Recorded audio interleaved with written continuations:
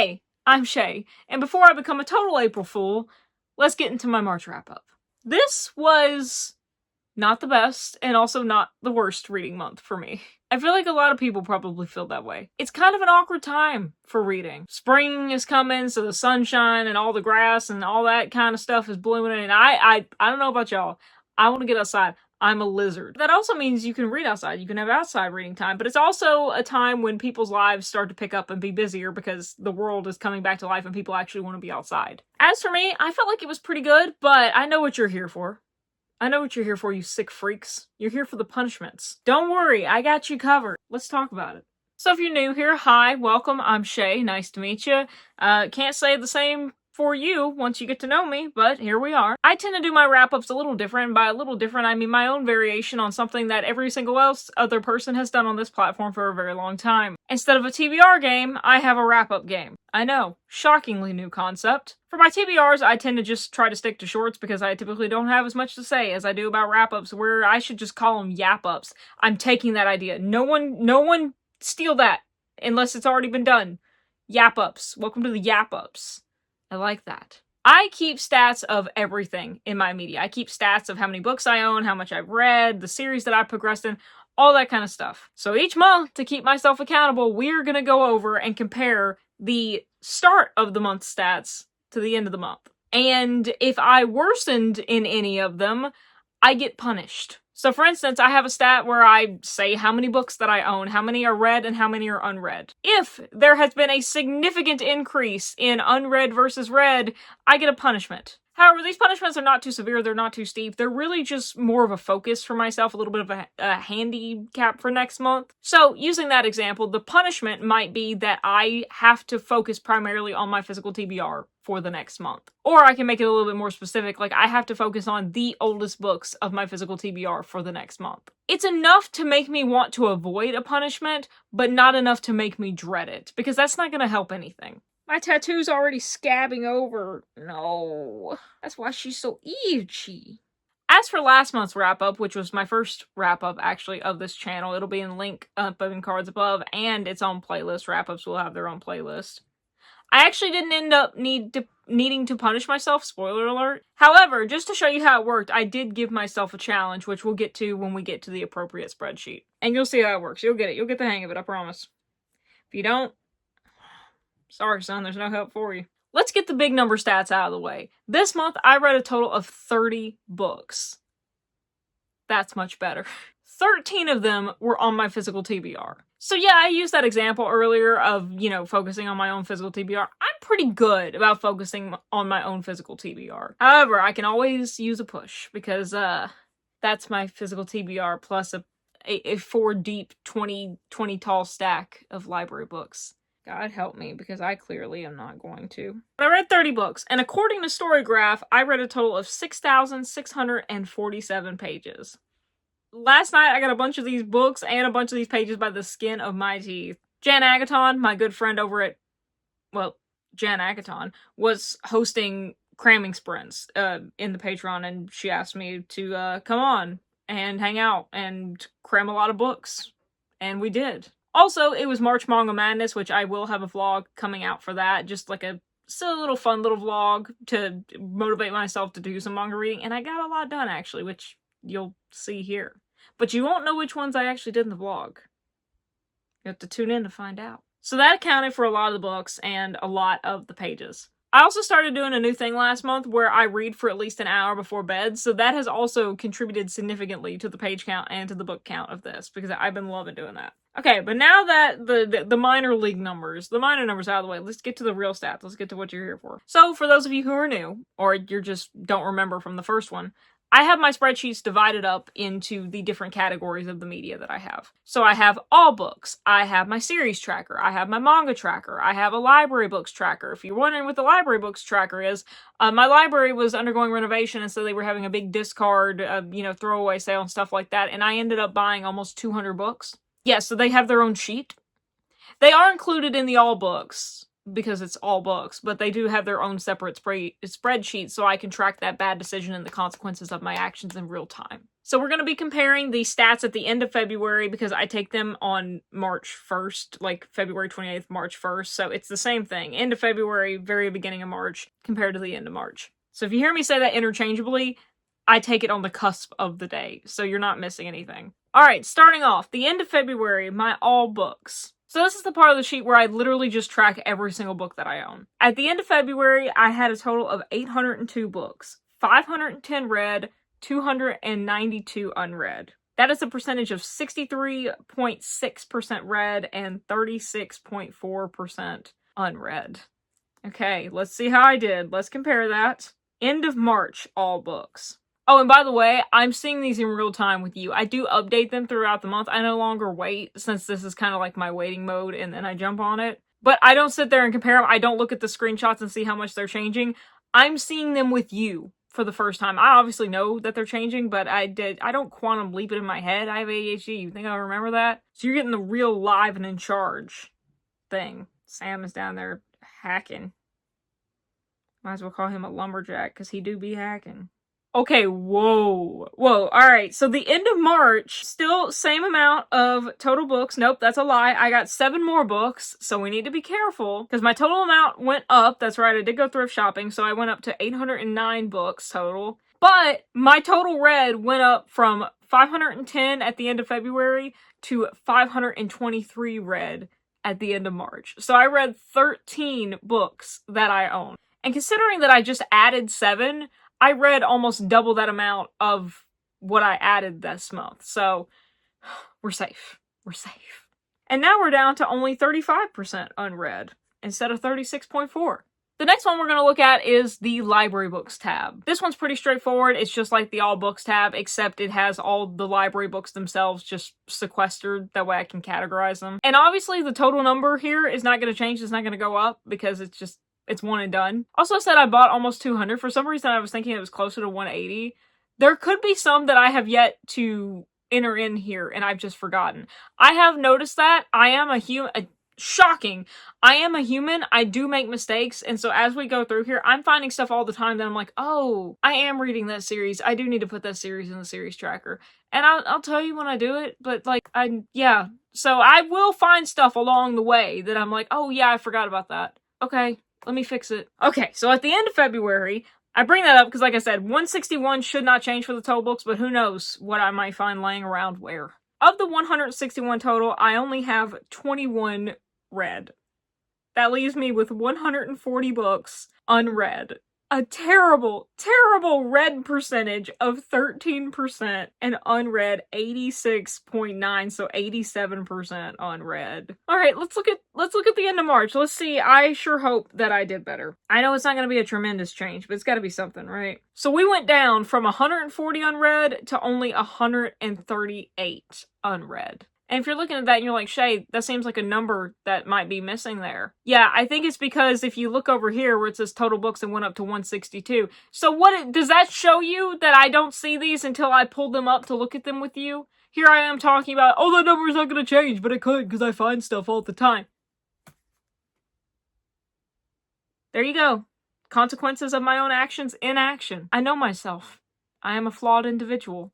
That's okay. But yay! We went down to only 138 unread, so that took our percentage down from 87 down to almost 85 flat. 85% unread, so we are once again safe from a punishment with this. What should we do next? Let's do manga. This one is a little bit more complicated. I'll try and give you a TDLR explanation because it works kind of the same way as my series tracker. So essentially, I have one column, it says whether or not I've read the series, and then another column that I usually hide, but it says whether or not I own said series, or the individual books. And you also see up at the top that I do have it differentiated between like series read, like percentage of the whole series that are either completed or whatever, versus the individual books themselves. I also, down at the bottom right, you see that I track unread, unowned TBR versus unread, owned TBR. It's also helpful because it puts it in perspective. Because there's so many manga series that are just currently ongoing that have like 30 plus volumes, and it's like, oh my gosh, that feels like so much ahead of me. But then it's like you only own like 5. So like put it in perspective. You know, win is a win. Alright, but February. At the end of February on my manga tracker, I had 16 series read. So that means either the series was completed, it was up to date. Yeah, it was completed or it was up to date. And 22 unread. That makes for a percentage of 57.8% of my series not finished.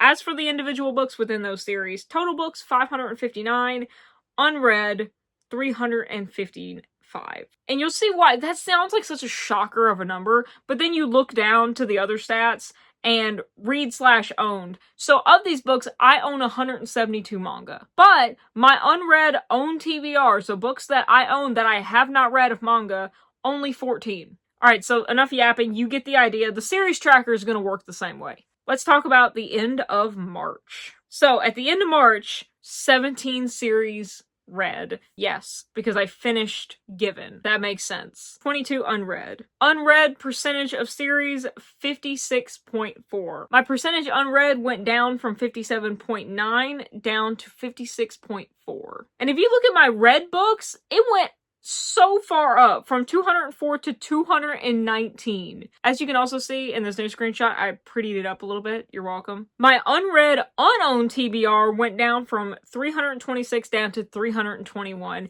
But most importantly, my unread owned TBR went from 14 down to 6. This is very important because, like I was telling you, I did give myself a challenge for this month just to show how the punishment works. And the punishment for this month was that I had to read 4 of my own TBR and make progress in 3 series. I did both. You see how it works? Not enough to dread, but enough to be a little bit of a challenge. So I read 4 of my own TBR. As you see, I actually ended up reading 8 manga off my own TBR. I am nothing if not a burnt-out gifted kid overachiever. The fact that I had to double that in my accomplishment tells you everything you need to know about me. And make progress in 3 series. Well, obviously, if I read 8 of my own TBR, I made pretty good progress in the series, but I ended up finishing Given, so that's progress in 1 series.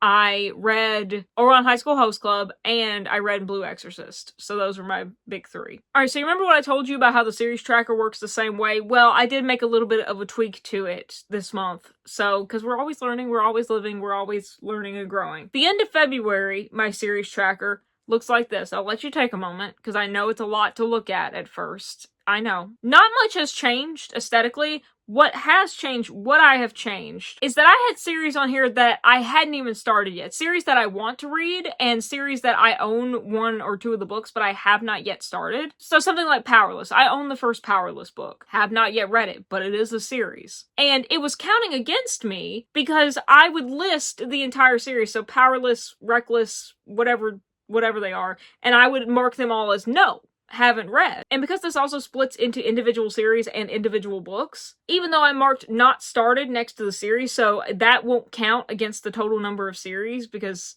that would be dumb to count against me. I was still dumb, because marking no on the individual books was counting towards my unread percentage of my individual books. And I had the genius realization of, hey, if I'm not counting series that I haven't started yet against me, why am I counting the individual books of series that I don't even know if I'm gonna continue on with yet against me? So I came up with a compromise. TLDR, series not started, doesn't count against me. Books in a series that I have not started, that I do not own, also not counting against me. Only the books that I physically own that are in a series that I have not yet started are counting in my unread statistics. Got it?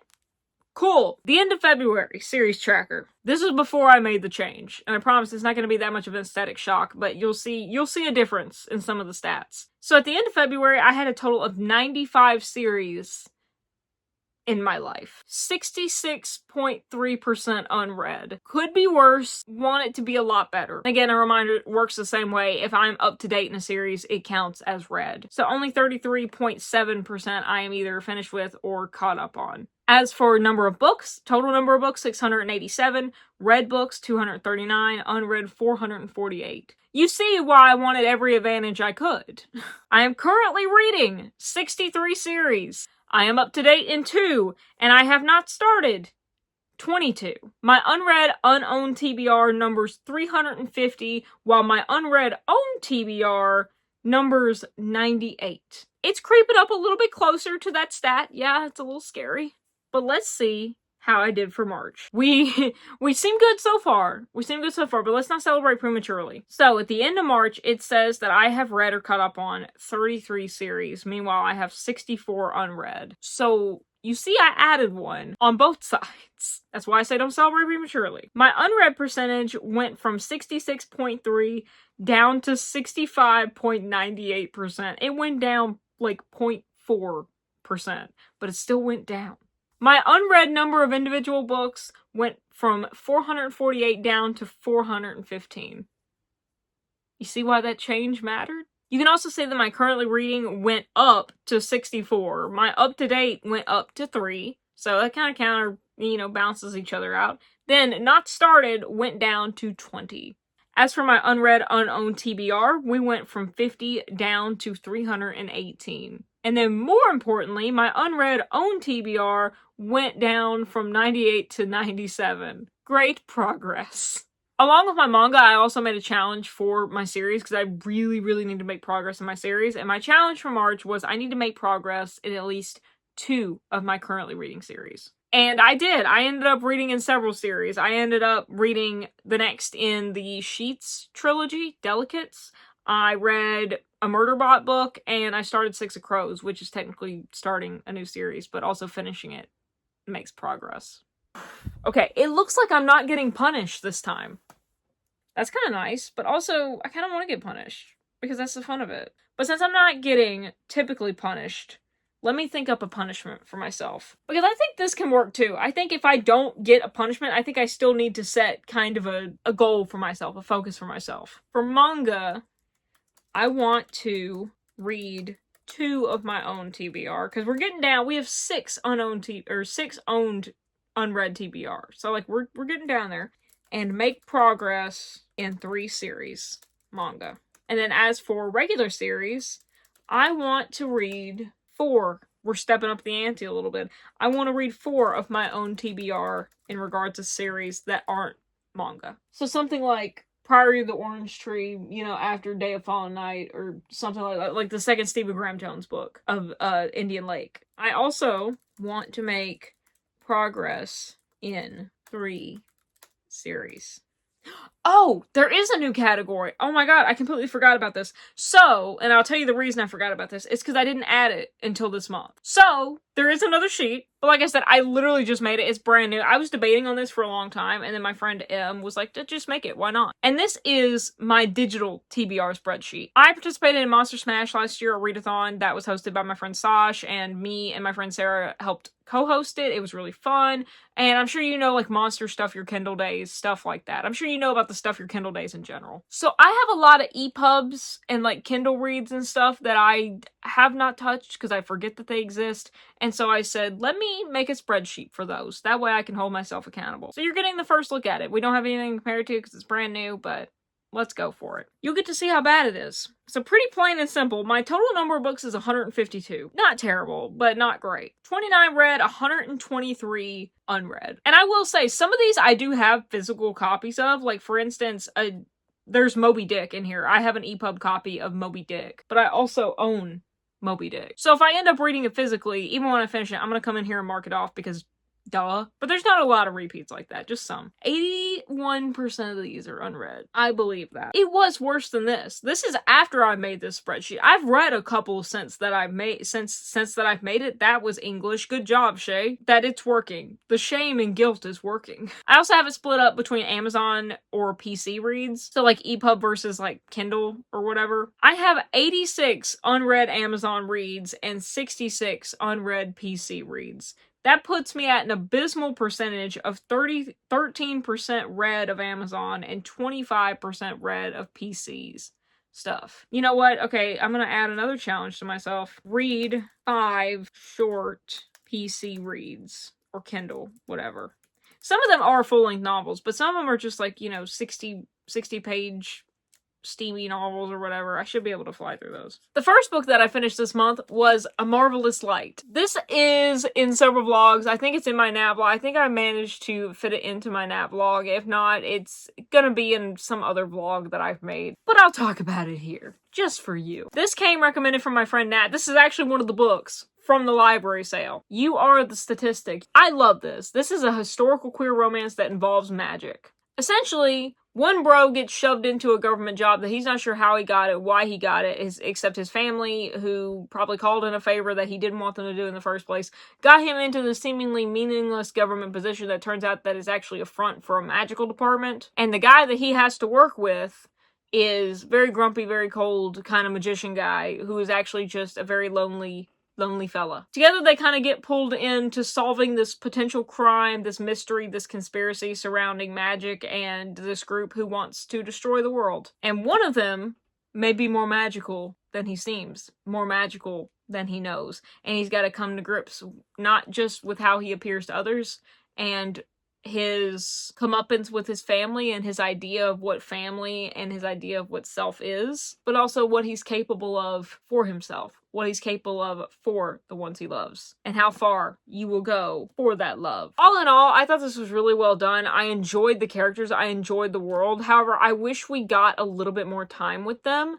I wish it had just a little bit more space to breathe, and I know I tend to say this a lot about books, but it is what it is. I think that Nat said that this was this person's debut, and if it is, it's a great freaking debut. I do plan on continuing with the series. I actually think I need to add this into my laptop. I don't think that it's been added in the spreadsheet yet. We'll worry about that at the end of the month. I do plan on continuing on with this, though, because I really enjoy all the characters that we're introduced to. They all feel 3D, that they have their own motivations and histories and backstories and preferences and stuff like that. It really is this intricate little webbed, weaved world. And that's why I wanted some more of it, because we'd go and talk about things that are really shown and not, or told and not shown, whatever that rule is. Instead of just letting them be there, sometimes they feel a little too over-explained, which kind of makes sense because this one character is new to magic. Like, it's all new to him. He didn't even know magic existed, so he's being thrown into this world he knows nothing about, and he has to have things explained to him, kind of like we do, and that's fine, but I don't like that it sometimes feels like explaining. Because it's not always someone explaining to him, sometimes it's just a narrative for us, right? And I wish that it was recrafted in some sentences in a way that didn't feel so much like explaining, so much as just showcasing it and weaving it more into the story of why this matters to them. However, I am also a big proponent of the fact that books should not have to explain every single little thing for us, and I think it needs to be done well, and I think there's a balance between everything, and I think this book does it pretty well. If you want a nice little historical queer romance that's got some magic in it, I would highly recommend this. Nat never steers me wrong when it comes to romance. Finding His Hen, a Falling Fowl novel. This is by Aria Mays. I don't know if I'm pronouncing that correctly, and I'm sorry that if I'm not, but this was one of those that I think I got from like a Stuff Your Kindle Day type thing. Our main character is a duck shifter. Yep, you saw it coming. And unlike all of his duck brethren, he doesn't really like mating season that much. He doesn't like the run and go of it, if you will. He's unlike a lot of his duck partners where he wants just one person to settle down with and start a family with, even though they're like, that's against your nature. And he's like, well, I feel it in my nature. And so there's a really big theme of isolation versus community and belonging that I thought was really interesting to play on. And he's kind of just living like this, like he's living from partner to partner, mating season to mating season, until he's at work, and our FMC, who is the daughter of the company who, after her father passed away, is kind of trying to be pushed out by her older brother and some of the head execs who don't want a woman running the company. She is delegated to go and do safety and health wellness checks at the various factories, at the various plants. They run into each other and they immediately have a spark, and it just goes from there. It's a pretty short little thing. I just let you enjoy your own journey on it if you're interested in it. It's very humorous. It was definitely something I've never read before. .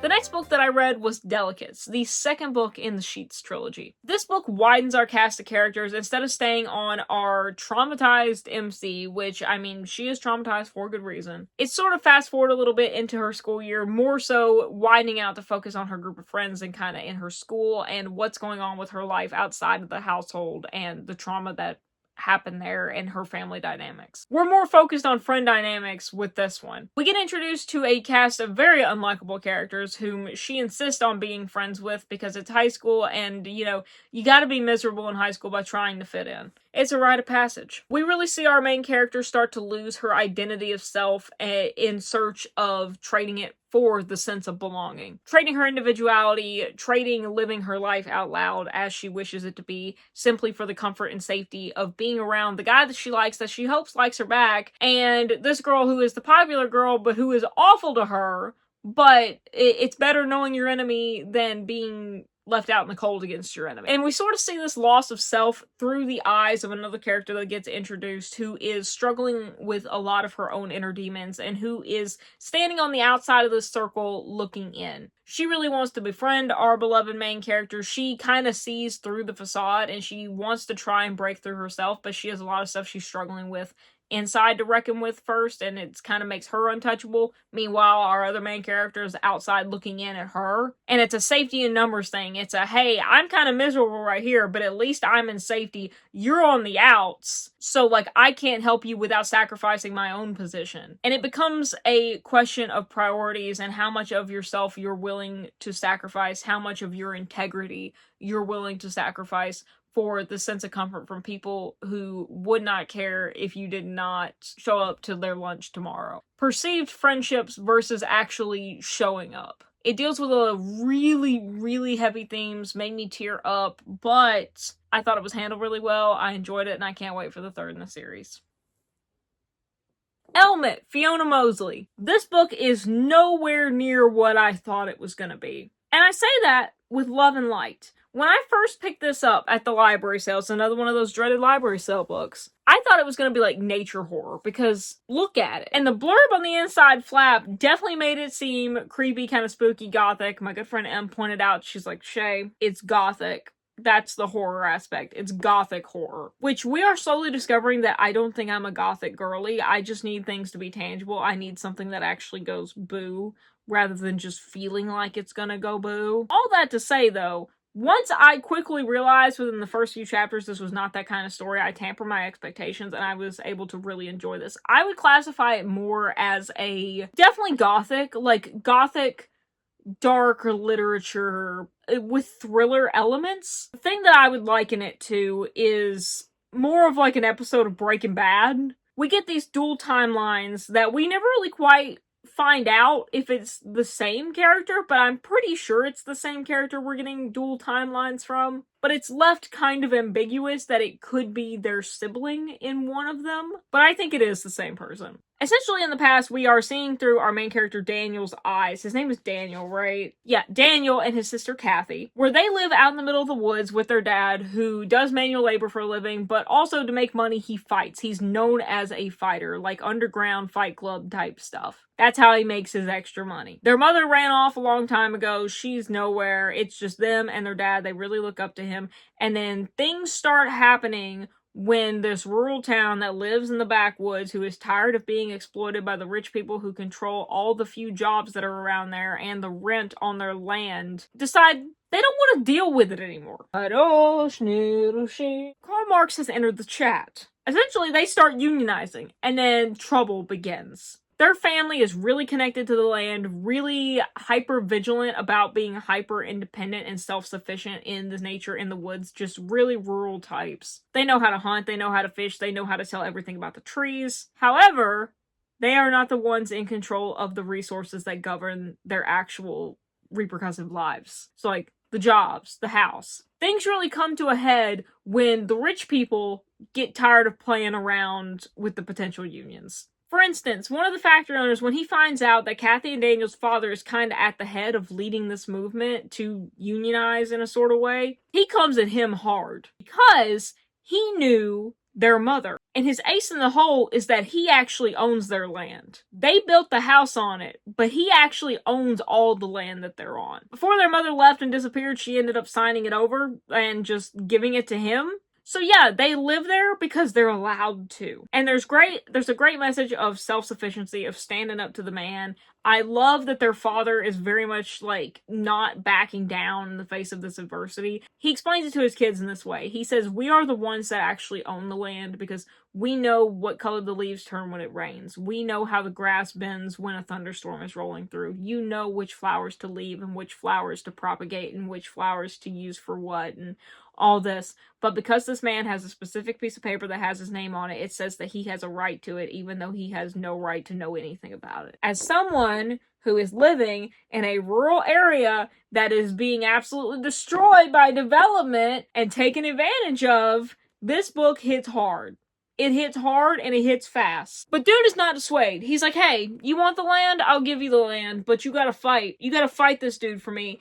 And then something tragic occurs that then spirals Daniel, Kathy, and their dad's lives kind of out of control and makes the Union look like a cakewalk in terms of all the trouble they've been going to. So if you like fighting for your land, fighting for your family, and small town drama in a spooky gothic woods setting with like a train wreck you can't look away from, I'd recommend this. I never hear anyone talking about it, and I really enjoyed it. So what if I get lost on my way home? You're Mine, a sapphic paranormal romance by Aria Mays again?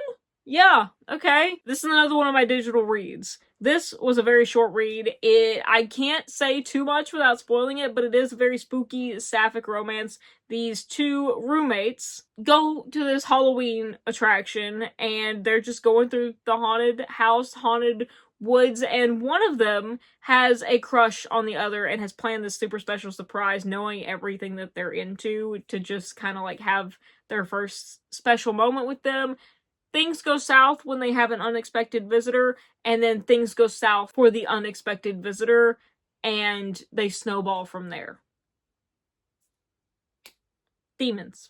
What can I say? If you want a really short sapphic read for spooky times, for steamy times, I thought it was pretty good. If an Egyptian cannot speak English, my god, this has been on my radar for so very long because, God bless, Allison Page has turned me on to this book, and just as she has turned me on to so many other books. If Allison Page is out there ever watching this video, I don't know why she would be, but Allison, we miss you. We love you. I hope you're doing well. I need to go back and watch some of her videos because it's been a little bit. For any of you that do not know Allison Pages, I'll link her channel down below. I have no doubt in my mind that you will absolutely love her stuff.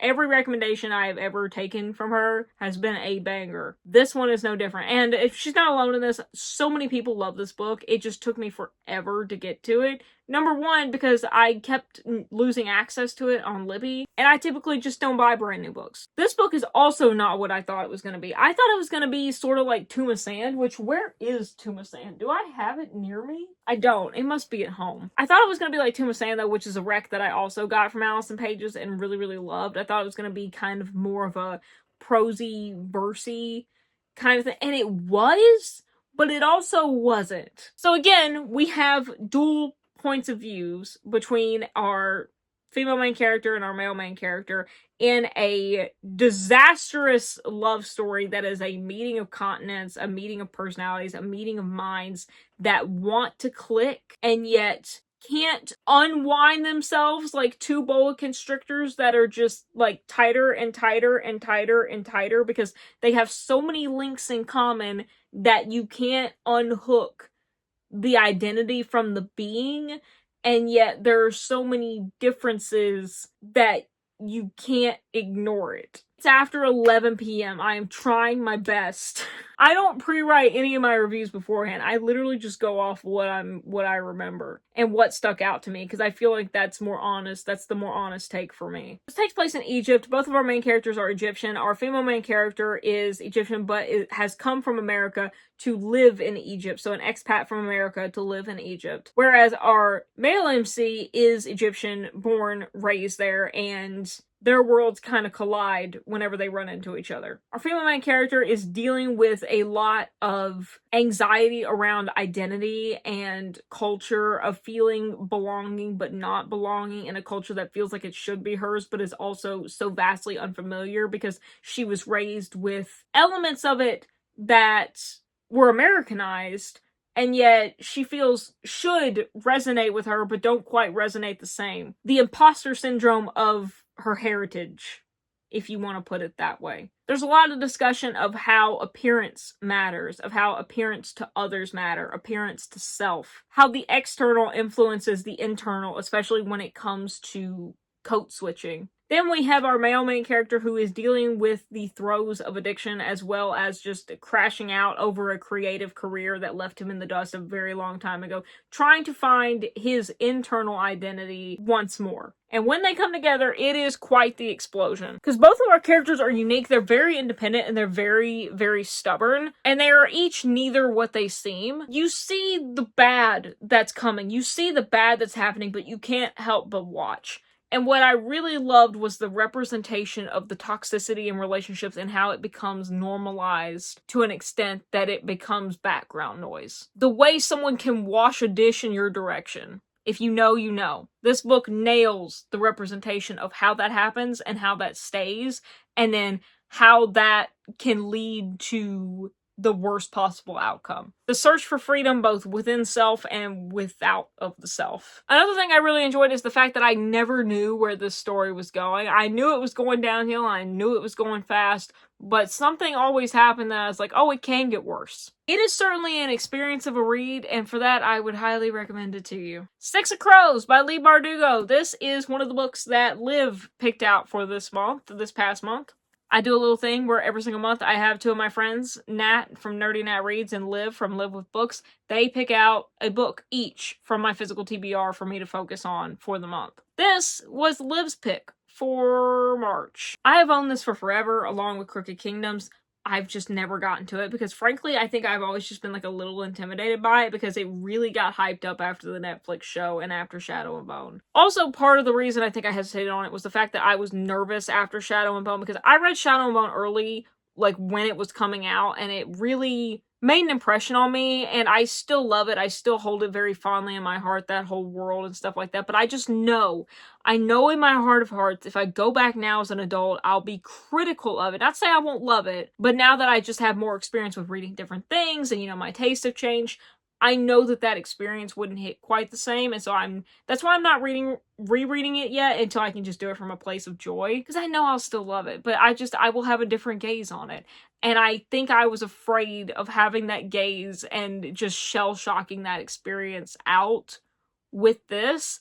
I was gladly wrong. I love this. I had a fantastic time with this. It is not a heist story. It is a kidnapping story. Everyone and their mama knows what this book is about, and if you don't, it essentially takes place in the same world as Shadow and Bone, but just in a different country. We take place in an impoverished region. There's a group of underground criminals who come together to kidnap this man that their local government is like, hey, this guy be making stuff that can make our magical people go wild, and he's too dangerous to just, like, they want to have him, for this, because he's making stuff for the magic people to take that, like, makes them out of control, and so they want to get him, but we need him because we can use that stuff for good. But our criminal underground people are like, we don't care what you want to use it for. That's good money, and we got good terms and conditions, so let's go get this fool out of the most impenetrable, fortress in this entire world. We can do it. If anyone can do it, it's a group of really pissed off teenagers. We can do it. This is definitely grittier than Shadow and Bone.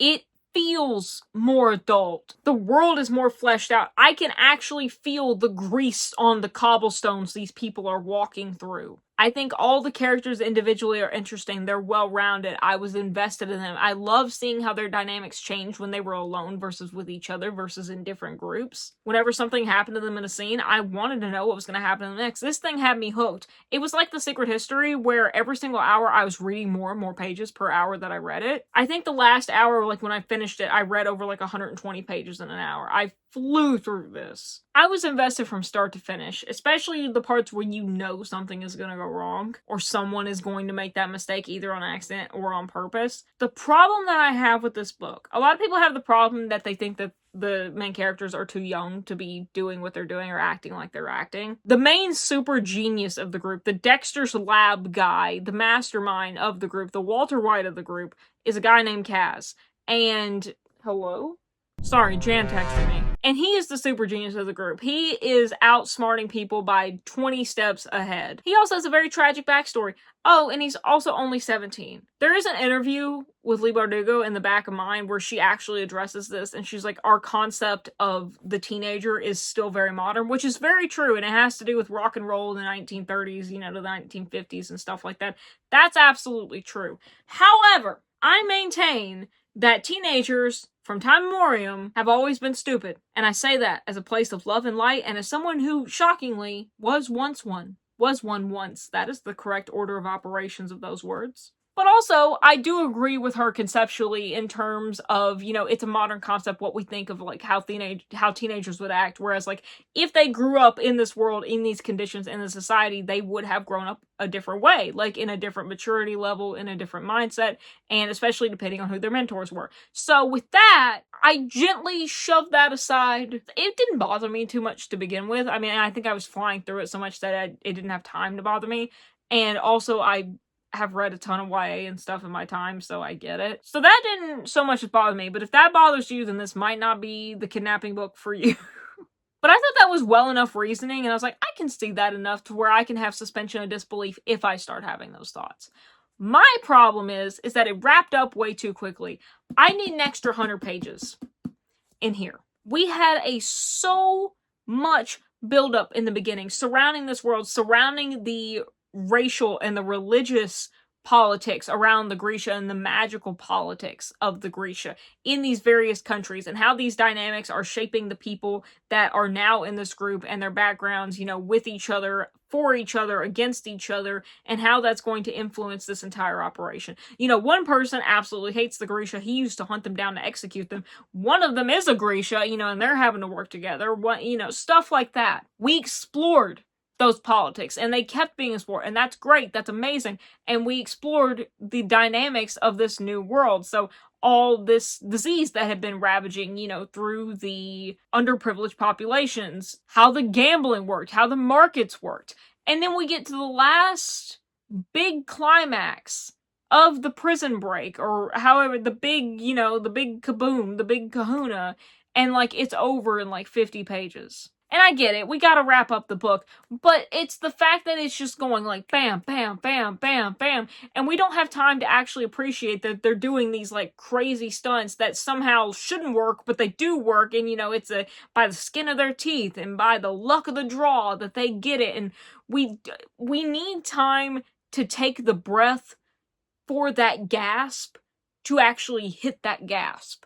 You know what I mean? What do you mean that they make all this fuss about how we're gonna get out, and then like they get surrounded and they get cornered, you know, as typically happens in these kind of stories, and then by, again, luck of the draw, skin of their teeth, they happen to think of this spur of the moment plan, and it shouldn't work, and yet they're able to make it work, and they get to escape, and it's like, it's over in 10 pages. We don't get time to I wanted more tension, I wanted more angst with it, I wanted more time to breathe in and appreciate it, but that doesn't mean it was done badly. I'm just saying I want more out of it. I wanted that moment to be stretched on so that I could dig my teeth into it the way that I dug my teeth into the rest of the world.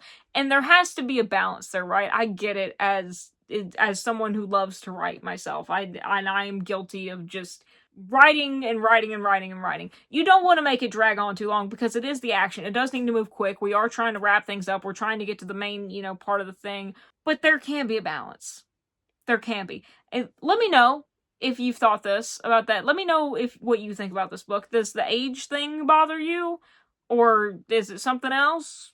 Let me know. I know a bunch of y'all have probably read this, so let me know. And again, it wasn't so bad enough that it took away from my absolute enjoyment of the book, but by the time I finished it, I was like, I wish I had more time to appreciate those really cool elements, like, while they were happening. But Chey, you read it so fast. It wasn't that. It wasn't that. Did really enjoy this, though. Did I give it 5? 4 or 5 stars? I gave it 4 stars, but that's a very high 4 stars, so I really did enjoy this. And because we have so many series going on here, do you like my mug? It says, my dream job is driving the karma bus. Beep, beep. My mom got it for me. And because I read so many series this month, I'm going to lump the books in together to talk about the various series. Especially because with some of the manga, it's getting later into the series of manga, so I can't really discuss anything super detailed without spoilers. The first is not really manga, but it is Big Nate. I read 3 Big Nate books this month. I read Big Nate 14, I read Big Nate 15, and I read Big Nate 15. So, Big Nate Thunka Thunka Thunka, Big Nate Revenge of the Cream Puffs, and Big Nate What's a Little Noogie Between Friends. There's not much to say about these 3. Big Nate is a comfort novel for me. It's a comfort read. I've read them since I was a kid. I just love them. I think that they're fun, and I'm trying to slowly work my way through them.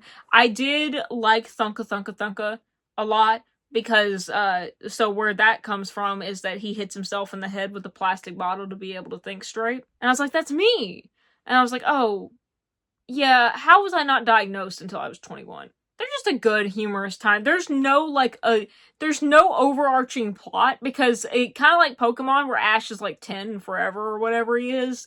Nate Wright, who is the main character of Big Nate, he's perpetually a 6th grader. So these books go in and out of the school year. They're out for summer, and they're out for winter, and then they come back for the next school year, and they're still in 6th grade. They never get out of this purgatory of 6th grade. But they're just fun. They're goofy little gaffes, and there's some dark jokes in there sometimes that's if you're a parent reading these, you will find things that you will appreciate more than what your kids might probably understand, and what they'll appreciate if they get older and reread it. Appropriate darker, but you know how SpongeBob has some of those jokes where you're like, I get that and my kid doesn't.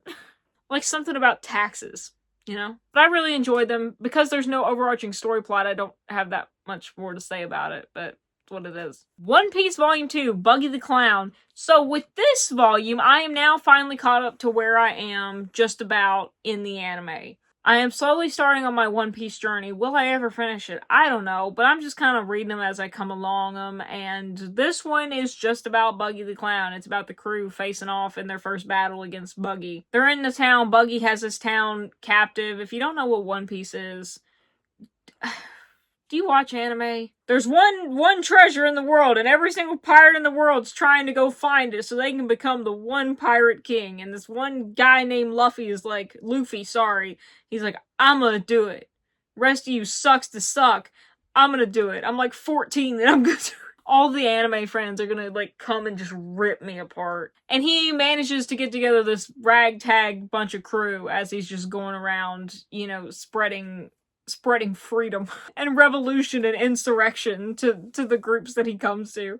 But in this particular volume, they are liberating a town from the likes of Buggy, this pirate who is just taking advantage of this town. And it's really where he's first meeting up with who will become his navigator, Nami. I want to say Nanami, and I'm thinking of Jujutsu Kaisen. Them really working together for the first time, just finding their dynamic, finding their teamwork, and escaping the clutches of a clown man. We get some really good Zoro scenes in this one. I love my boy Zoro. I should have worn my Zoro shirt, but we get great Zoro scenes in this one. Zoro's first really big sword fight. Yeah, it's his first big one.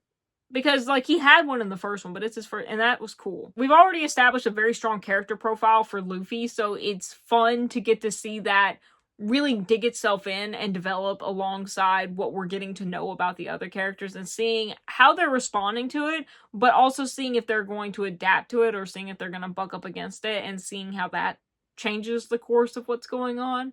So not much to say about it besides that, but I really enjoyed it, and I'll be going on to Volume 3 soon. Semantic Error 1, 2, and 3. So I only own Volume 1, but I read 2 more as an EPUB because I got really into this. Essentially, this follows 2 college students. One of them is a very type A, I call him, with love and light, heavily spectrumized in terms of rep. He has to do the same thing at the same time every single day, the same way, or else it completely messes him up, and he's very literal, come on. But he ends up getting this other student in trouble whenever this other student doesn't contribute to the project, this PowerPoint that they were all supposed to do, this presentation, and he goes to the professor, and he's like, hey, none of these freeloaders helped me, I'm the only one that did the project, and ends up causing the other student to not be able to graduate. Student 2, JJ, as I will call him, decides that he is going to make Songwoo's life a living hell. He's like, hey, you made me lose my job offers and stuff and like graduates, all that stuff.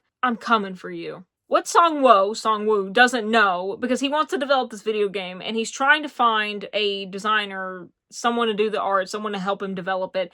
And turns out the only person that can help him is the person that kind of wants to destroy him. Or at least get back at him and kind of just torture him for a while. And it's, do they work together? Or do they destroy each other? But also, why are they so very attracted to one another? Songwoo presents a mystery for JJ that he cannot crack. He wants to crack him and he's like, I can't crack him. And in fact, it's kind of more entertaining to just try and watch him crack rather than actually making him crack. And then they start to realize that they might be better together than they are apart, at least in some aspects. And can they overcome the bitter sweetness? It's funny. It is tongue-in-cheek. It's kind of ridiculous.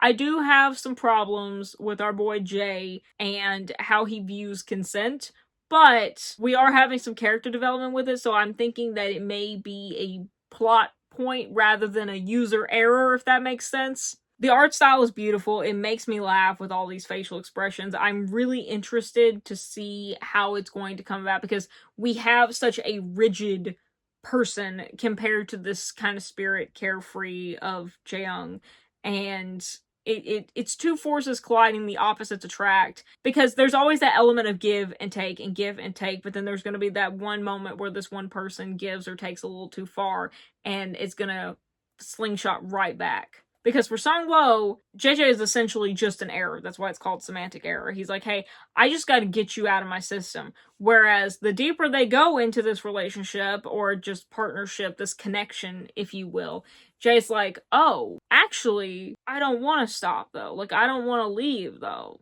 Whereas he's like, I'll tolerate you for now. But overall, I would say I'm enjoying it. I'd say Volume 1 and 3 are probably the strongest for me so far. Volume 1 was really, really strong, maybe because I was reading it physically and actually getting to see the facial expressions and the art and all of the chaos happening at once, all the tension that was building immediately of just like, God, I hate this guy. Why is he making my life a living hell? And then the other guy just being like, you kind of cute when you mad, though.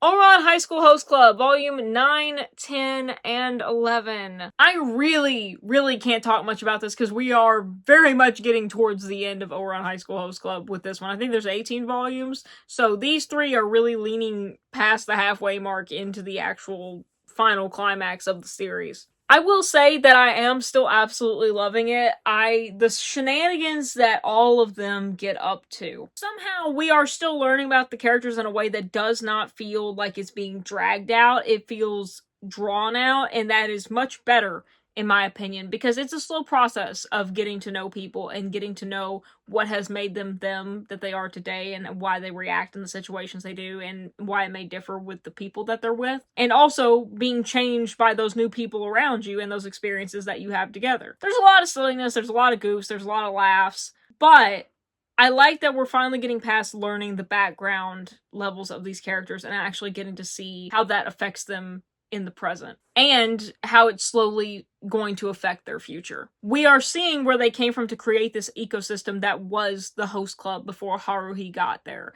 And now we're actually getting to see how and why that formed the way it is and appreciate how Haruhi is adding to the dynamic and also seeing how Haruhi's addition is slowly changing it and morphing around it and how it's affecting Haruhi as well. We're also getting a lot more drama as to the competing interest of people in Haruhi. But y'all know I'm always rooting for my boy Tamaki. You know I am. Little stupid blonde idiot. I love him so much. I don't know that I'll finish it this month, but I think I want to be able to finish it before the summer, and I'm making pretty good progress in that. The next series, and the one that I finished out of my own TBR, is Given. So we have Given Volume 7, Volume 8, and Volume 9. There you go, 7, 8, and 9. That looks like crap, Chey. There. I know how to take a thumbnail. This felt so good to finish this series. My I was gonna say my gay boys.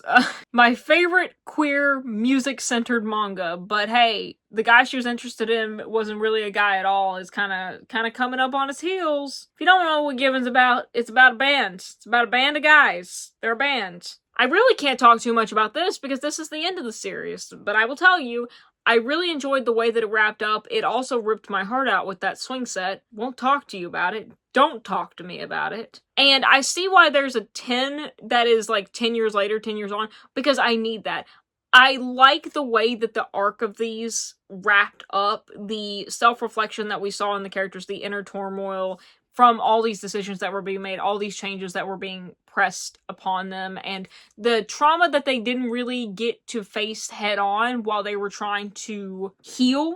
Because healing and being able to face it is not the same thing. And so while they were trying to heal, they also needed to sit with it, rather than face it. And so getting to see these characters actually sit and evaluate and really talk within themselves about what they were feeling and why they were feeling and how that was bleeding into their life, even when they were reticent to admit that it had been, was cathartic. We got the closure that we needed in those aspects and in ways that made sense. Characters went on and did their own thing. They had their own dreams, they had their own wishes, they had their own arcs that we didn't have to see. They happened off screen, but we know that they're out there doing them, and that's enough. And the characters that we actually continue to follow, it is rewarding to see their journey at the end, and we are with them every step of the realization process in a way that is not overbearing, nor is it overwhelming. It is just simply rewarding.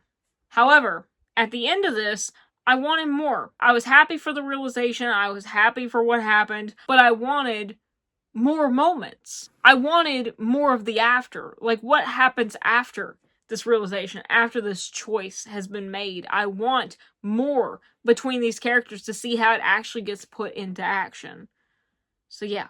But I did enjoy it, and I'll probably reread it in the future. I'm definitely not getting rid of these anytime soon, but I really enjoyed these, and I would recommend. They are very popular for a reason. Also, they're just really funny. And if you love music, you'll probably love these. Also, don't know why you're all the way over there. You should be right here. I did that for the stats, and now you've been here, and I've just been reviewing videos off-center. Freaking great, Chey.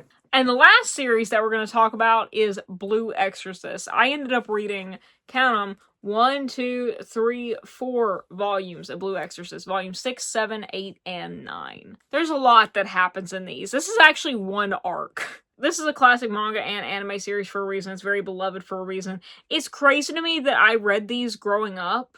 I started reading these growing up. It was one of my first anime, one of my first manga to read and to watch, besides being a little kid. And it's still going, which is wild to me. But I love it. I love it for that, and I love that I can actually join in and read along and comprehend more now, rather than just being like, I like Yukio. He's cool. And so is Rin. Which they are, but, you know. In this arc, we are facing one of our first big bads, the demon of the impure king. He was defeated by a bunch of monks a really long time ago from putting plagues on the land, and to keep his butt gotten, they separated his eyes. They separated him into two eyes, his left and right eyes, and the left eye has been stolen, or one of the eyes has been stolen, and so they all converge on the temple where the other one is kept in safety, because if the two eyes are brought together, everyone knows two eyes makes a being, so they have to keep them apart. And turns out that there's a mole in the midst of all the organizations gathered there, and the right eye gets gotten, and the impure king comes back, and they have to fight it, and they have to reckon with it, and find out who's the mole, find out what to do about it, and save the world in the meantime.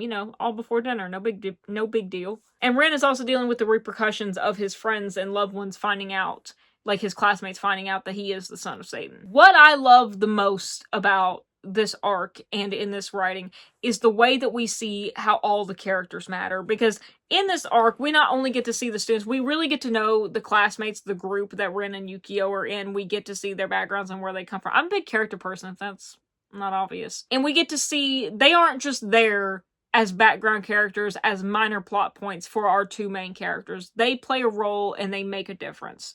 And when their parents come into the picture, when their siblings and their extended family come into the picture, because they are all entrenched in these organizations that are gathering, they matter too. And that's what I think these books do incredibly well that some others don't. And I say this about Jujutsu Kaisen too. It does a really good job of making the adults and the people that came before matter. It shows that the world existed before the people that we are following now, and how the actions in the past reverberate to the now and how it can come back. Because, you know, the typical, like, ooh, someone's come back from someone's past to be the big bad. But I like that we actually get to see the small ripples of how that's happening and how it affects other things, not just how the one villain got mad at his classmate who is now their teacher and he wants to get the class because of them. We actually get to see the drama that's unfolding between these sections of these faith that has been brewing, you know, for years, and who stole this and who stole that, and actually the lies here affected how they protected this, and that's why, you know, this got taken over there, and all that. I love that everything matters. The action is great. The humor is top-notch. I love the art. The conversations that the characters have with themselves about their inner conflict, their inner turmoils, is realistic, and it's honest, and it is, I was going to say rewarding again, refreshing to read. It gives me I haven't had the feeling in a long time of like, hell yeah, yeah, like in a manga or like watching an anime, and I had it with this. And the way that the author is able to pack so much emotion into such emotion-packed moments. And that sounds a little bit redundant. Let me explain to you what I mean. In the middle of an action scene, they can have someone have this revelation that breaks your heart, but you don't have time to focus on it because there's a spear coming at their face. So they gotta block that, and now they're having to deal with that. Meanwhile, you see it in their eyes, even if they don't mention it verbally or even in their thoughts anymore. And then you have to just like sit with that while you're trying to do all this. But it doesn't feel shoehorned. It's in the back of your mind now, and it's affecting them the way it's affecting you the way it's affecting the character in the story. It's great. And the last series, I lied. The last part of the series that we're going to talk about is Murderbot. I ended up reading two things in Murderbot. I read the little short story at the beginning, compulsory, and then I read Artificial Condition, the second one. Both are pretty short and really enjoyable. So the first one is just kind of an insight into the mind of Murderbot and to how they work. And I guess I don't know if it was written before the first one came out. Like, I don't know if this was the short story that was written and then it slowly turned into the first book. I haven't looked into it that much. But essentially, it's just a good introduction into Murderbot's head and why they act the way that they do. And the second book is following Murderbot after they break away from the service of the first book, and they're going to investigate a event in their past that it has traumatic repercussions, and they need answers. They're going to find answers to a mystery that has been haunting him this entire time, and will continue to haunt them until they know for sure. And on the way there, they end up meeting a ship with an AI that they kind of have to buddy team Chewbacca, C-3PO, R2-D2 droid team up with. And it's really just a little book of him being able to find and finesse his way, taking on clients even when he didn't really plan to, in order to go get any kind of answers that he can about this little mystery. It's not a little mystery, it's a big mystery. And the rabbit hole ends up only going deeper. I like this. I like Murderbot a lot. I think I'm going to enjoy listening to these on audio much more than reading them with my eyes, but I am enjoying them. Murderbot is so funny. I see why it was adapted into a show. There's so much care and thought put into the systems and the protocol and the world building of this place, and as someone who doesn't typically feel comfortable reading sci-fi, I get it. The first one kind of had me lost in the sauce just because there's so much thrown all at once, typically just in pits of information. I think that's why it works better with audio, because I don't have to compress all the information with my eyes. I just kind of like hear it and I'm like, that makes sense, and then I let it roll out the other side in terms of like all the super specific scientific conditions and the parts and stuff like that. I'm like, okay, got enough of that name to reference it the next time you mention it, but I'm not gonna remember every single vowel that's in the word. I'm enjoyed it. It's almost midnight.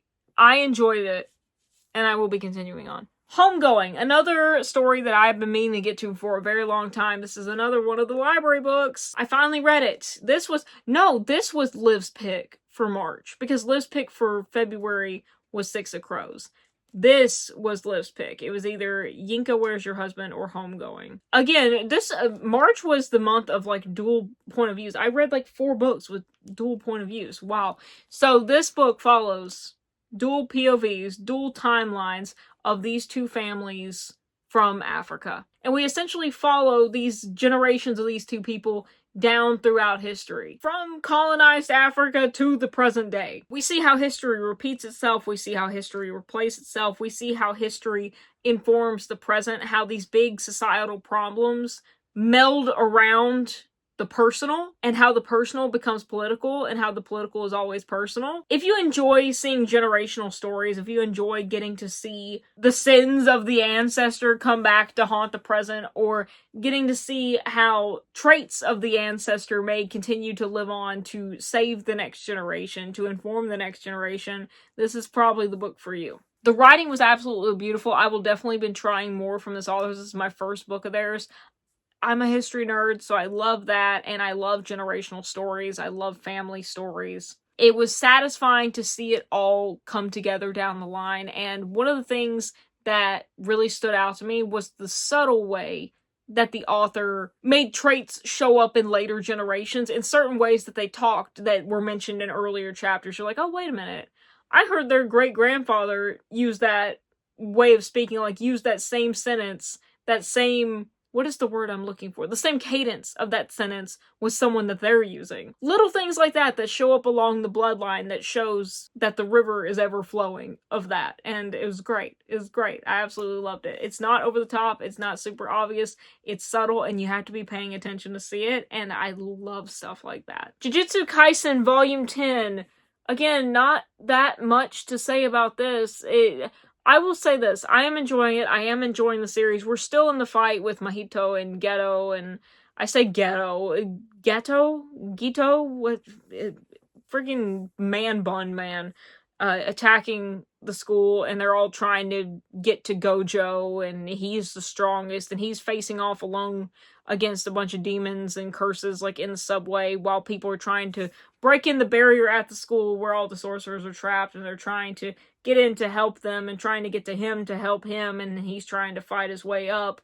And it's essentially just the big battle is still kind of raging, and we're getting these individual face-offs, and that's pretty much it. I like it. I like the fight scenes.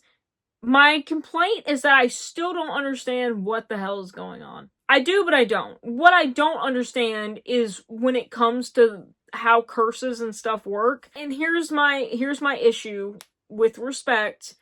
The author doesn't either. Before you come at me, in the manga, if you've read it, you see where between the pages, like, it tries to explain, and that is helpful. I really enjoy that because we get more of an explanation, and useful examples to kind of make it stick and make it make sense. And part of it is just that I'm very forgetful to begin with, so I need to go back and look at said examples to kind of refresh myself, especially when it's been a while. However, in some of these, the author usually ends the summary by saying, yeah, it's really confusing. It's really confusing, and it's like, isn't that kind of what we should be doing, though, in, like, the writing and the examples, is, like, trying to make it as not confusing as possible? Like, not handhold. I'm not talking about handhold and showcase everything, but, like, if you're confused as the author, how are we not supposed to be confused? I don't understand. And, like, I feel like I'm not getting as much enjoyment out of this series as I could. Do I need to go back and reread it slower? Yeah, but I shouldn't have to do that. And so I am really enjoying it. It's not that I'm disliking it, it's that I'm very frustrated by it. I just continuously need more examples and stuff like that. If you're confused by your own examples, if you're still confused, then we need to do something different. Because the author that is writing it should not think that it's really that confusing. I'm sure someone down in the comments will explain to it. I get the general principles. It's when you start getting into all the intricacies and, like, the powers versus the jutsus and stuff like that I just... Clotazone. This is a poetry collection that I've had my eye on for a very long time, but like If an Egyptian Cannot Speak English, I did not have access to it for the longest time, but that changed recently, and I read this in one sitting. Absolutely 5 stars. I knew it early on from, like, one of the first few poems. It is raw, It is real. It compares love and all of its splendor and all of its aches and all of its horrors to the life stages of fruit, or likened to fruit in general. Fruit's availability, fruit's blessings, fruit's curses, and it's great. I don't think it's overdone. I think it works really, really well. It's poignant. I was gonna say it's coherent. Well, it better be if I read it. There were some poems that I'm going to be thinking about for a very long time, like especially the machete one. My female ancestors were born, like, knowing how to wield a blade, so, like, I'll cut you down, like, I'll cut you out like a weed. I was like, you had my interest. Now you have my attention. If you can get it, I highly recommend a read. I will say trigger warnings for strong topics, but, again, really well done. This person's own loved life experience to be able to compare all this stuff to and not make it overdone. Enjoy it. Love it. Michael Palin's Traveling to Work Diaries. I'm not going to take too long on this because this is going to be my 10 pages a day video.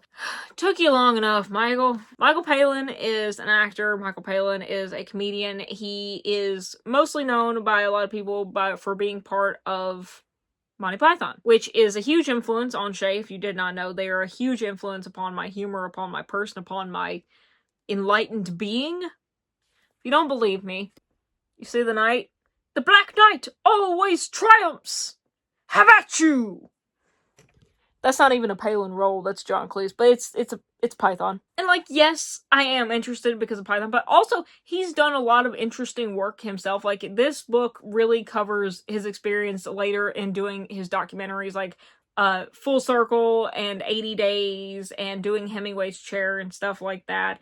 And I just love the personal insight. Also, I'm nosy, so that was fun. But getting to read about his travels and also the stress of being a creative and successful, and how being successful doesn't mean that you stop struggling as a creative, and doesn't mean that that erases your very real and valid, like, worries and anxieties, especially when you mix in the love and the responsibility that comes with family, that comes with having friends, and when tragedy occurs, and creating and loving through that, and how we just go day to day through that, but don't lose, and try not to lose ourselves in the process. And yet we're still out here we still have that drive to want to create, to want to go, to want to be, because that is what it means to be human. It's great. I had a great time. It just took me a very long time because she's very thick, like me, for real, for real. Okay, thank God. That's finally it for me.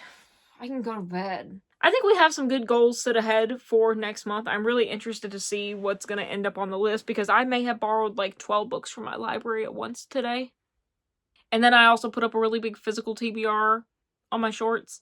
So we'll see. We'll see what I get done. But I am nothing without ambition, right? Gotta aim high, gotta dream big. But for right now, that is way too much talking. It is way past my bedtime and way past yours. If you're new here and you like what you see, you want to stick around, hit the subscribe button down below. I come out with vlogs, I make sketches, I make skits, I make dancing penguin knits.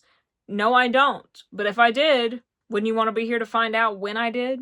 Better hit the subscribe button. But thank y'all so much for watching. I really appreciate it. And if you ain't heard from anyone else today, I love you. Love and peace. Bye!